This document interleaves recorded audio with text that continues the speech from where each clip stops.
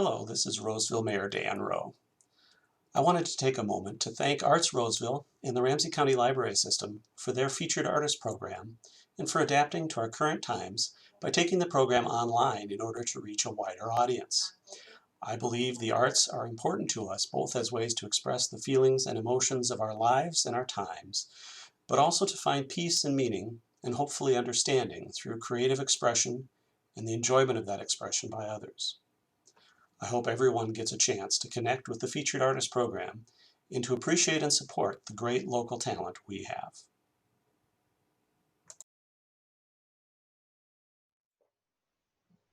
Welcome to the Arts Roseville Featured Artist Program, a partnership of Arts Roseville and the Ramsey County Library-Roseville branch. We are so grateful for this partnership. My name is Eden Bart, and I am on the board of Arts Roseville, a local nonprofit organization with the mission of advancing arts, creativity, and community in Roseville. We're thrilled that we can continue to feature local artists through the Featured Artist Programming, virtually for now, and we're so happy that you're joining us. Enjoy the program. Hi, I'm Jansen Bidman. And I'm Jevin Bidman, and we are board members of Arts Roseville. Our October featured artist specializes in Indian folk art and teaches the importance of connecting with cultural identity through art. She recently had 2 art projects installed at McCarrons Park in Roseville. We are pleased to welcome Shakun Maheshwari.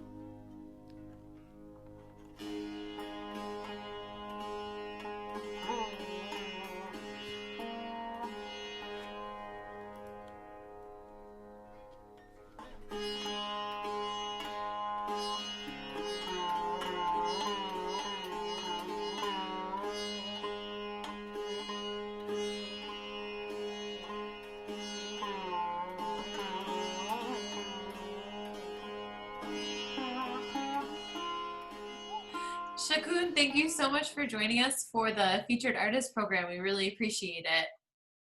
And thank you for doing it. Yeah. So usually we like to start at the beginning, but because you've just done 2 major art projects in Roseville, I'd like to talk about those first, if that's okay. Okay, that's fine. So first, can you take us through how the roses happened and what was your inspiration for doing the henna on your rose? Okay. My daughter sent me the link. Mom, you will be interested in doing this. I say, oh, this looks very interesting. Let's do it. And then I say, okay, I will think about it, how I'm going to do it. And then we started talking a little bit and came up with the solution that I have to do it with the henna. Nothing else will work too good because that's what I'm doing that's how I feel comfortable with it. And this is the first time, so I thought nobody's gonna do with the henna, so it will be good to try with that. So, oh, I love that. And then how did you get hooked up with the pillars at the same park, which is... That's a very good story. We were talking about the rose, and they were all a lot of people were there on that day at the opening. So I thought it would be good to do something else with the rose because it looks too lonely there. So I said, these pillars will look nice. And suddenly I said, it will look very good with the same colors or different colors, and then do some community involvement in it. And they agree, and suddenly they found some money. So I said, okay, we'll do it. Whatever money we have, we will do it with that. I love it. Yeah. And the leaves were from the beginning, the same idea was there. The leaves and the colors and the community involvement. So they can pick leaf and do it. If there are too many people, they can pick only one leaf, do it, and then I will put them together. It's like threading them around. Can you remind everybody which park this is at so they can go see the rose and the pillars? Which park is it at? It's McCarrons Park. Okay. Yeah. Great. It's McCarrons. So I'd like to go back to your childhood growing up in India, correct? Mm-hmm. And can you tell us about the art that you experienced as a child growing up in India? When I was born and when I was growing up, I was born in a very small village, not too big, but right now it has become quite a good industrial town, but it was small that time. There was in the houses, most of the houses don't have running water in that, and they have to go, all the ladies have to go outside to get the water. So I'm giving you one picture a little bit. And they had to go for the bathrooms outside too. There was no indoor home. There was nothing indoor. Slowly the light came and it started changing. But couple of things I still remember, how the ladies used to get together to celebrate. Any marriage is coming, they will start making clothes for the bride or for themselves. And they will measure by hand. They don't have any rulers or anything, measure the design and put them in. And everything like a hand is stitched. No machines were there, so they used to hand stitch it. And very nice embroidery. My mother used to do beadwork. She used to do embroidery and beadwork with it, and I used to design for her. So that was good. I said, okay, I'll make the design and you do the embroidery. Do you do any beadwork or fabric work? I used to do it, but it takes too much time, so I stopped doing it. I started thinking more. I did crochet, I did knitting, beadwork, embroidery, different type of embroidery, quite a lot of different work. Henna was the main thing because I used to love henna. When the ladies used to come, I used to watch them. I mostly learned quite a lot of things by watching. Can you explain the process for doing henna? Henna is a powder from the leaves, from natural leaves, and they used to crush it. In the beginning, they used to just make a paste by crushing it, and we used to put on the hands. So the hands used to get quite good red color because it's a fresh henna. It gives a very nice red color. But later on, they used to like make the paste out of it with the okra. They soak the okra and they make the paste and they put it with the matchstick. But now you see the cones. People start doing it with the cones so hands don't get dirty and it doesn't take too much time. But that time, like doing with the stick, dip it, take it, it's like a brushing. Wow. So it used to take time. And I learned it because I didn't like my mom's design. I said, no, and mom says, okay, you do it by yourself then. It took me 2 hours to do one hand. Wow. 2 to 3 hours to do one hand. Oh my gosh. Are there specific symbols that you use on different parts of the body or for different occasions when you do henna? It depends on the artist Mm-hmm. and it depends on the person, what they want. So otherwise, it's mostly the artist's choice, what they like to do, how they like to design it. Only a person can say, okay, I want some drums there, or like when you're doing the wedding, there are some good luck signs that we use, like coconut, flowers, fish, those type of things we use, most peacocks. And some people want like the bride and groom to see it, their faces, so they put faces also. Wow. So it all depends on the artist and the person. It's amazing. Yeah. I want to go back to when you said that the women in your community would come together to hand measure for wedding dresses. And I feel like when I was researching you, the idea of community and art and culture has just completely guided your artistic life the whole way through. Do you think that, are you trying to spread that sense of community that you felt as a child, or is it just something that happens naturally for you? From the big and not in the beginning, I was not connecting them together. It's like you are learning still. I was learning, but now as I get older, I started thinking different way how to connect them. Because when I see my granddaughter learning the how to put the henna, I feel very happy with it, because at least they have some background of Indian culture then. Yeah. Otherwise, it is very hard. So,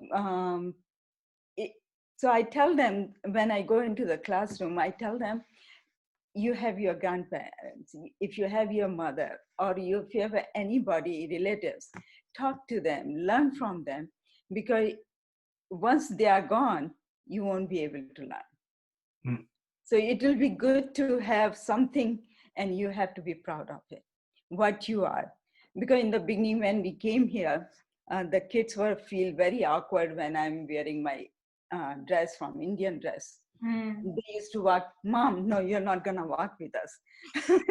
They will walk in the front and we are walking in the back. I say, okay, that's fine. But slowly they got used to it. Now they feel very comfortable. So that's how I tell them, just be proud what you are. You cannot change your color. You cannot change where you came from. So why not to be proud and learn from what you came from? So that's what I want to give. And most of the culture has something in them that you can, every culture has folk art. Every culture has folk art. Folk art is like whatever they can find the material and they do it to just enjoy it. It's like a daily part of their life. In India, henna, rangoli, these are part of the daily life. It's not an art. They never think about this as an art form. So I never thought I was an artist. I used to do henna, but never thought it. But when I started taking some classes to making the lesson plan, how to make a lesson plan to teach in classroom settings, that time, one teacher asked me, one teacher or who was doing the workshop, she said, why don't you use your ethnic background and make the lesson plan from it? Oh. That's the one opened up for me. It's a very good opening for me that time. And I made the lesson plan right afterwards, and I was proud of how I did it. It came out pretty good. So from there, I started teaching on the basis on the folk art. And I use folk art as base, and then I can go however the teacher wants. Any type of subject, I can include it. So it's fun. Where do you teach now? I teach with Compass. I teach quite a lot of different places, do residencies, have taught at schools, different schools, high schools, elementary schools, kindergarten, every age group. And then I taught after school also some programs at different libraries, did workshops, different type of groups. Sometimes did the workshop or henna for the graduations party and schools events, history center, at the MIA also, Minneapolis Institute of Art also, and Walker also. So they did quite a lot of different places, different things. It depends what they were looking for. So until now, it is fun. I love to teach. So you mentioned, speaking of your ancestry, you mentioned you had a piece from your grandmother that you wanted to show us? Yes, yes. It's in fragile. My mother gave it to me. She said maybe.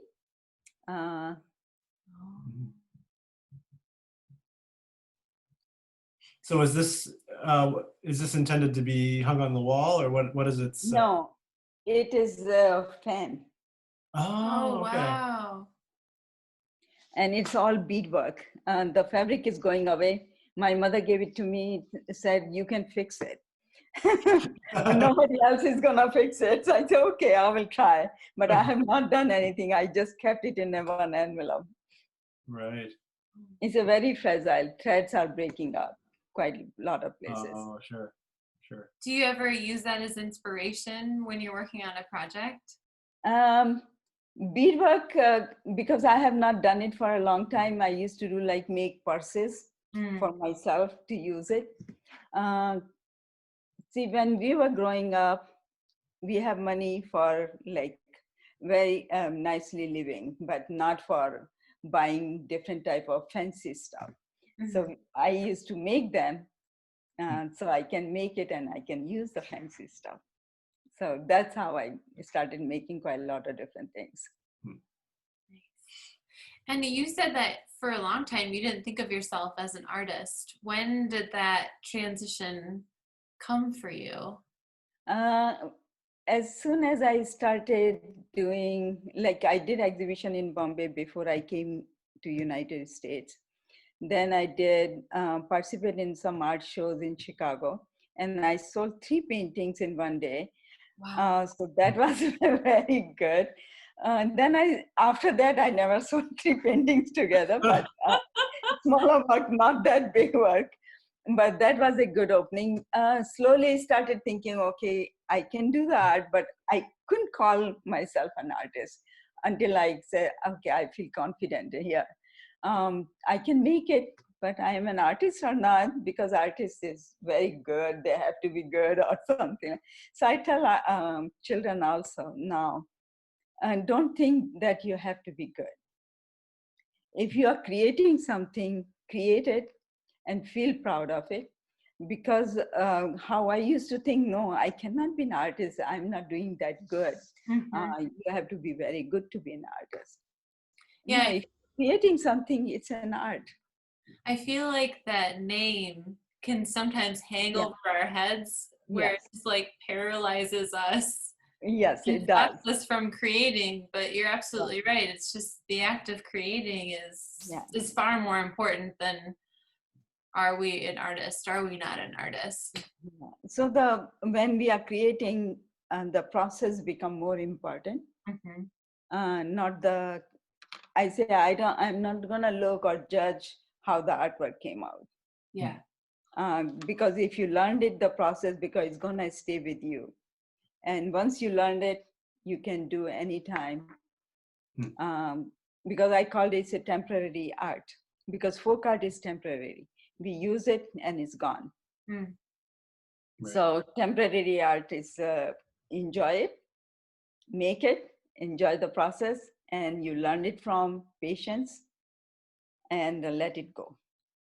Now there's an artwork that you do on the floor that kind of captures that whole idea. Is it Rangoli? Yeah. And then at the end, after you create it, do you sweep it away? Just let it go. Yeah. Yeah. That's it, because the designs are so intricate and so beautiful, but there is something also very freeing about just saying goodbye. Some children look at it, you're gonna destroy it, and then they come up and they do it by themselves. Then okay, I will try to do it. But once they like holding the hand, then brush it. It's powerful, I'm sure, to create something so beautiful and just say, all right, I'm done. I'm done with you. Yeah, so I start with the making already temporary in the beginning. So they all try it and let it go. I love that. Yeah. So when you're doing something more permanent, like a painting, do you have a different process than when you're doing folk art? When I do sand painting with the kids so they can take it home, I use glue with it. And they use different color sand and different process. But they learned it without the glue also. Right. But that's the fun part. But later on, they love to make it by hand, not using the glue, and then let it go. Right. So they learned it and they say, what can we use? You can use any material that you find. Like if you find colorful stones, you can put them together or in a design, or you can use flower petals, or you can use all different type of leaves. So you can do quite a lot of different things with it. And it's not one way. You can do like a chalk drawing also. So that is also you create it and let it go. There are beautiful chalk drawing that European, like quite a lot of different artists do. Beautiful chalk drawings. When you work with the children, do you feel just a sense of inspiration because they're going to bring things that maybe you haven't thought of or ideas you haven't thought of, and then do you take that and like immediately go home and create something, or how do you channel that inspiration that you feel? I create with them. Yeah, I create with them, like right there, because when you come home, you are too tired to do anything.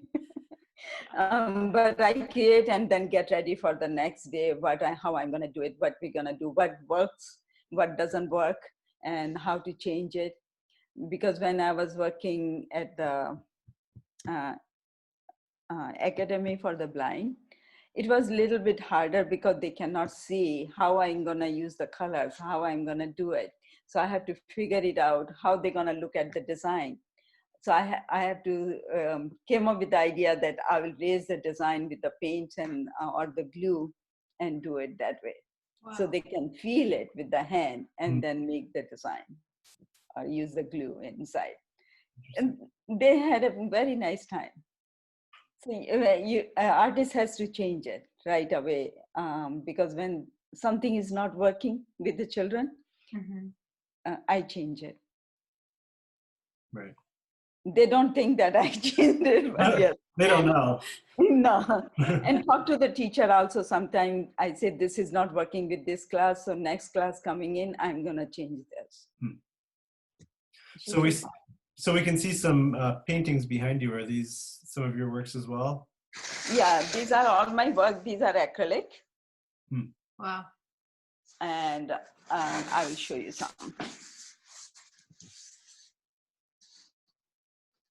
You can see it?